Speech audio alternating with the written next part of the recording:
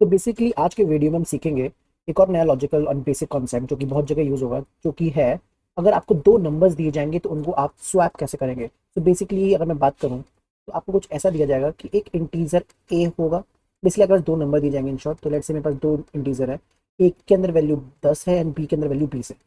After your logic output आपका कुछ ऐसा होना चाहिए कि ए की वैल्यू तो 20 हो जानी चाहिए और बी की वैल्यू 10 हो जानी चाहिए। तो basically integer should swap with each other. तो बेसिकली आज हम सीखेंगे स्वैपिंग का कॉन्सेप्ट। एंड इसको करने के लिए हमारे पास तीन रास्ते हैं, जिसमें से पहला रास्ता थोड़ा स्ट्रेट फॉरवर्ड है और आप बहुत आसानी से सीख सकते हैं। बाकी जो दो रास्ते हैं जो हो सकता है एज अ बिगनर आपको फर्स्ट बार में स्ट्राइक ना करें, बट जब एक बार आप देख लो तो आपके दिमाग में वो याद हो जाए। ठीक है, तो बात करते हैं हम एक बार फर्स्ट रास्ते के बारे में। एंड देन फिर जो उसका तीसरा रास्ता है वो सबसे ज़्यादा इंटरव्यू में पूछा जाता है, वो हमें बस याद रखना है। तो let's take on the first look. तो बेसिकली पहला रास्ता क्या है, अगर आप बात करो जब भी आप ऐसे डिक्लेयर करते हो कि int a = 10 and int b = 10, आप दो नंबर बनाते हो, तो एट द एंड मेमोरी में होता क्या है, मेमोरी में कुछ ऐसा होता है कि एक ब्लॉक बन जाता है ए नाम का और एक ब्लॉक बन जाता है बी नाम का। जब आपने ए में 10 वैल्यू डाली तो ये ए के अंदर 10 चली गई और बी के अंदर ऐसे 20 चली गई। अब आप क्या चाहते हो कि जब आपका कोड चले तो इसके अंदर कुछ ऐसा हो जाए, मेमोरी के अंदर जो ए है उसके अंदर तो 20 चला जाए, बेसिकली ये वाली वैल्यू इसमें चली जाए, एंड जो बी है उसके अंदर वैल्यू आपकी ए की चली जाए। अब जब आप थोड़ा सोचते हो तो पहला वाला रास्ता बहुत आसान है और उसमें ये सोचते हैं कि यार ठीक है, मेरे को ए में मेरे को ए में जो है वो बी की वैल्यू डालनी है, राइट। तो अगर मैं ऐसा लिख दूं तो कि लेट्स से a = b, तो जैसे ही आप इतना सा स्टेटमेंट लिखोगे होगा क्या कि भाई जो भी b की वैल्यू है वो आपकी a में चली जाएगी। तो बेसिकली आपका भी यहाँ पर ये एक ए है, ए के अंदर कुछ भी वैल्यू होगी बट अभी फर्क नहीं पड़ता, आपने ये वाली स्टेटमेंट लिखी, बी के अंदर जो भी वैल्यू है, जो भी लेट्स से 20 है, वो ए के अंदर चली जाएगी, विच इज ऑल फाइन। आपका ए के अंदर बी स्वैप हो गया। बट अभी प्रॉब्लम ये आई कि भाई बी में डालने के लिए ये 10 की जो वैल्यू है ये तो लॉस्ट हो गई, क्योंकि आपने ए में जो 10 था उसको तो ओवरराइड कर दिया बी से। तब ये कैसे सोचे, जब आपका ये दिमाग में आएगा तो ये आप ये सोचोगे कि अरे यार, ये वाली स्टेटमेंट को लिखने से पहले मुझे ए की वैल्यू को कहीं पे स्टोर करा लेनी चाहिए, ताकि जब मैं a = b करूं तो वो लॉस्ट ना हो। तो आप बेसिकली उसमें क्या करते हो, आप ऐसे लिखते हो कि भाई ठीक है, मैं क्या करूंगा, एक तीसरा वेरिएबल बनाऊंगा टी। तो बेसिकली यहाँ पे मेरा मेमोरी के अंदर टी नाम का वेरिएबल बनेगा और इसमें क्या करूंगा, इसमें ए की वैल्यू असाइन कर दूंगा। तो बेसिकली इनिशियली जो ए के अंदर 10 था वो पहले आप टी में डाल दोगे, तो बेसिकली टी के अंदर मेरा 10 आ गया। फिर आप क्या करोगे, आप ये लिखोगे कि ए में बी डाल दो, तो बी बेसिकली बी को ए में डाल दो। तो ये जो 20 है ये आपने इधर डाला, एंड ये डालते ही आपका जो ए है वो 20 हो गया, करेक्ट। तो आपका ए के अंदर बी की वैल्यू चलेगी। अब आपको क्या करना है कि ये बी के अंदर 10 आ जाना चाहिए, तो मेरे पास 10 स्टोर्ड है टी में, तो मैं इस टी को ए में बी में डाल दूंगा। तो वो कैसे लिखूंगा कि भाई जो भी टी में है उस टी को बी में डाल दो। तो बेसिकली टी के अंदर मेरा 10 है एंड यहाँ पे आपका ये 10 इधर आ जाएगा ये। तो ऐसे आपके दोनों इंटीजर स्वैप हो जाएंगे। तो दिस इज द फर्स्ट रास्ता, एक बहुत ही आसान रास्ता है। लॉजिक बहुत सिंपल है कि आप एक तीसरा थर्ड वेरिएबल बनाओगे, t = a लिखोगे, a की वैल्यू बेसिकली आपने स्टोर कर ली, फिर a में b डाल दोगे और b में t डाल दोगे। This is the only way. इसका कोड हम चलो अब देखते हैं। सो बेसिकली मैंने यहाँ पे एक रॉ कोड ऑलरेडी लिख रखा है कि ठीक है भाई, मैंने यहाँ पे दो दो इंटीजर डिक्लेयर करे, ए एंड बी दोनों का मैंने यूजर से ए और बी में वैल्यू ली। तो एक बार बिफोर डूइंग एनी लॉजिक मैंने ए और बी को प्रिंट करा दिया कि ए और बी में यूजर ने क्या वैल्यू डाली है। अब मैं यहाँ पे अपना स्वैप का लॉजिक लिखूंगा और वो लॉजिक लिखने के बाद मैं यहाँ पे प्रिंट करा दूंगा कि भाई ए की वैल्यू क्या हो गई एंड बी की वैल्यू क्या हो गई। तो अभी मैंने जो सीखा यूजिंग थर्ड वेरिएबल, तो मैं क्या करूंगा, बेसिकली मैं लॉजिक से बताया कि मैं तीसरा वेरिएबल लूंगा टी, इसके अंदर ए की वैल्यू स्टोर कर लूंगा ताकि मेरी ए की वैल्यू लॉस ना हो जाए, फिर ए के अंदर बी की वैल्यू असाइन कर दूंगा और फिर बी के अंदर टी की वैल्यू असाइन कर दूंगा। तो ये करने से मेरा स्वैप हो जाएंगे तीन नंबर। सो चला के देख लेते हैं एक बार। सो मैंने ए में डाला 20 और बी में डाला, सॉरी, ए में डाला 10 और बी में डाला 20। बेसिकली पहले इनिशियली 10 20 प्रिंट हुआ, फिर बाद में स्वैप होकर 20 और 10 प्रिंट हो गया, which is all good, right. इसकी टाइम कॉम्प्लेक्सिटी बात करें तो सारे स्टेटमेंट एक एक बार आपके एग्जीक्यूट होने वाले, तो ऑफकोर्स इसकी टाइम कॉम्प्लेक्सिटी हो गई आपकी O(1), राइट। एंड अगेन आपको एक्स्ट्रा स्पेस कुछ आपका इनपुट के अकॉर्डिंग, कभी आपका ना इनपुट वेरी कर रहा है ना ही आपका आउटपुट में आप कुछ एक्स्ट्रा वेरिएबल्स बना रहे हो, हमेशा एक एक्स्ट्रा टी वेरिएबल क्रिएट हो रहा है, hence space complexity also O(1). अब जो दूसरा बहुत कॉमन रास्ता या जो भी इंटरव्यू में पूछा जाता है वो ये है कि विदाउट यूजिंग थर्ड वेरिएबल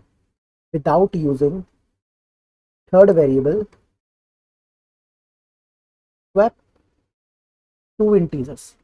तो यहाँ पे जैसे हमने भी पहले वाले अप्रोच में जो तीसरा वेरिएबल यूज किया टी, इसका यूज करे बगैर आप दो इंटीजर्स को कैसे स्वैप करेंगे। तो बेसिकली ये बहुत ही प्रीटी स्टैंडर्ड और बहुत ही बेसिक बच्चों वाला क्वेश्चन है जो कि इंटरव्यू पूछ सकता है, जस्ट टू चेक कि आपके पास कितनी कोडिंग नॉलेज है। तो ये करने का रास्ता बहुत सिंपल है। हो सकता है अभी आपको एकदम डायरेक्ट स्ट्राइक ना करे, बट मैं जैसे बता एक बार एक्सप्लेन कर देता हूँ फॉर्मुला, तो आपको समझ में आ जाएगा काम कैसे कर रहा है। तो बेसिकली हमने क्या बोला था कि हमारे पास बेसिकली दो इंटीजर है, a = 10 है और एक इंटीजर है b equals to 20, right. Let's say ये तीन स्टेटमेंट लिखता हूँ। बेसिकली जो दूसरा आंसर इसका लॉजिक सिंपल सा इतना है कि a के अंदर अभी a प्लस बी रखो, a प्लस बी जो भी है इसको a में असाइन कर दो, फिर b के अंदर a माइनस बी कर दो, एंड फिर a के अंदर दोबारा a माइनस बी कर दो। देखते हैं कि ये तीन स्टेटमेंट अगर आप करते हो तो इससे आपके नंबर स्वैप होते हैं कि नहीं होते। इसका एक बार यहाँ पे ड्राई रन करके देखते हैं, ठीक है। सो बेसिकली अभी आपका ये a है और ये आपका b है। अभी b के अंदर आपके पास 20 है और इसके अंदर 10 है। आपने पहली स्टेटमेंट क्या लिखी कि a के अंदर a प्लस बी असाइन कर दो, तो बेसिकली a के अंदर क्या गया होगा 10 प्लस 20 जो कि होगा 30, वो 30 इधर गया होगा, बट मैं अभी यहाँ पे सिंपल सा समझाने के लिए ऐसे लिख रहा हूँ कि हाँ a के अंदर आपका 10 प्लस 20 चला गया होगा। फिर आपने दूसरी स्टेटमेंट क्या लिखी है कि b के अंदर a माइनस बी करो, a माइनस बी। अब a क्या है, a के अंदर मेमोरी के अंदर तो 10 प्लस 20 हो गया होगा, तो बेसिकली यहाँ पे हो गया 10 प्लस 20 माइनस, और अभी ओरिजिनली b क्या है आपका, आपका ओरिजिनली b है अभी 20, तो वो 20 इधर आएगा। तो जब आप ये देखोगे तो आपका 20 से 20 कट हो गया और b के अंदर बन गया 10, करेक्ट। सो बेसिकली ये b की नई वैल्यू 20 से उठ के 10 होगी, करेक्ट। अब जब ये तीसरा वाला स्टेटमेंट आप एग्जीक्यूट करोगे तो ये क्या लिखा है, a equals to a minus B. A अभी भी आपका इनिशियली देखा जाए तो वो 10 प्लस 20 ही है, राइट। तो यहाँ पे अभी भी वो 10 प्लस 20 आएगा। b की नई वैल्यू अब 10 हो गई है, वो 10 इधर जाएगी, और जब 10 से ये 10 कटेगा तो यहाँ पे बच जाएगा 20। वैसे आपका a का नया वैल्यू हो जाएगा 10 से हट, मतलब यहाँ पे वैसे 30 हो चुका होगा, 30 से हट के 20, राइट। एंड आपका वैसे a हो गया 20 एंड b हो गया आपका 10, and this is how you swap the numbers. तो इसका लॉजिक बहुत सिंपल है और यही तीन स्टेटमेंट आपको लिखनी है। अब आपको बहुत आसान लग रहा होगा, यू कैन इजीली रिमेंबर, हाँ कुछ नहीं, एक बार a प्लस बी करना है, फिर a minus B, a minus दो बार करना है, ठीक है। सो इसका कोड भी हम एक बार देख लेते हैं। मैं सेम वही मैंने रॉ कोड लिख रखा है अपना, एक को यूजर से लेना, एक बार प्रिंट करना है, स्वैप लॉजिक के बाद प्रिंट कराना। अब मैंने दूसरे लॉजिक में क्या बताया कि बिना थर्ड वेरिएबल का यूज करके हम कैसे करें। तो बेसिकली मैं यहाँ पे सिंपल सा वही दो स्टेटमेंट लिखूँ, तीन स्टेटमेंट लिखूँ कि ए के अंदर तो पहले a प्लस बी असाइन कर दो, a प्लस बी, फिर b के अंदर a माइनस बी असाइन कर दो, एंड फिर आपका a के अंदर वापस a माइनस बी असाइन कर दो। तो बेसिकली ये करने से आपका नंबर स्वैप हो जाएगा। तो अगर मैं रन करके देखूँ, a में डाला 10, b में डाला 20, एक बार ओरिजिनल प्रिंट कर दिया एंड देन स्वैप वैल्यू उसकी प्रिंट हो गई, करेक्ट। अगेन इसकी भी टाइम कॉम्प्लेक्सिटी अगर बात करोगे, दीज आर ऑल्सो अगेन आपका O of 1 and space complexity also O of 1, same वही कंसेप्ट, कोई एक्स्ट्रा वेरिएबल आप यूज नहीं कर रहे और सारी स्टेटमेंट एक एक बार एग्जीक्यूट हो जानी है।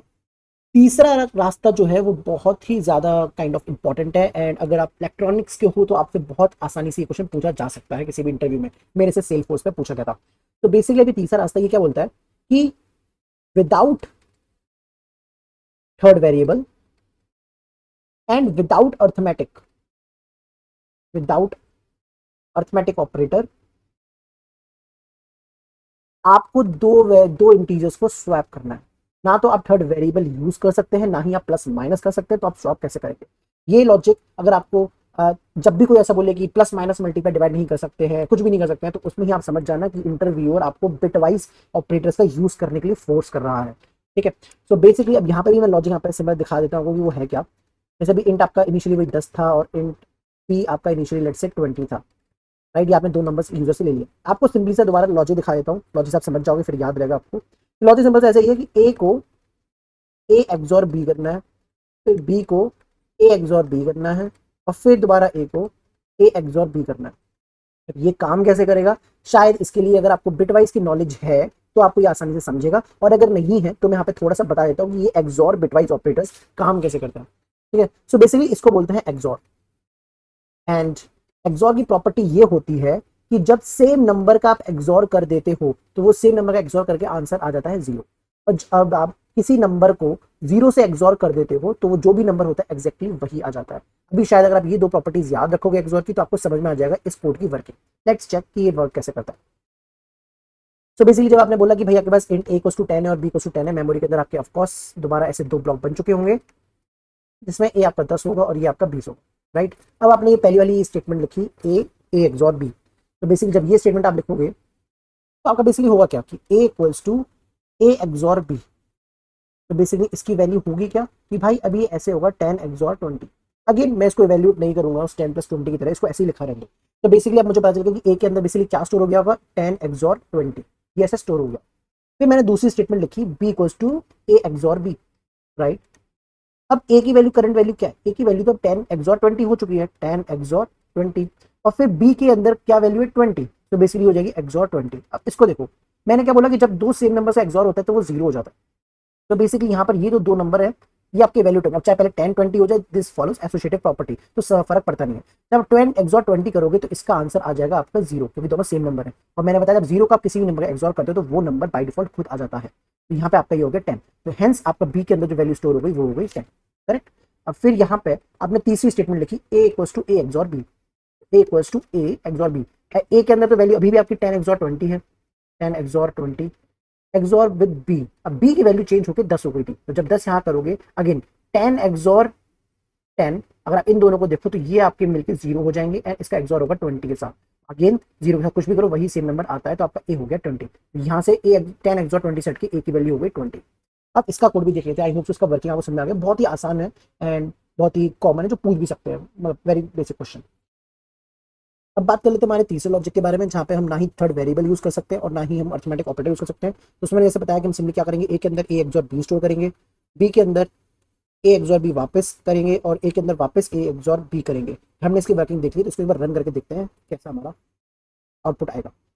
तो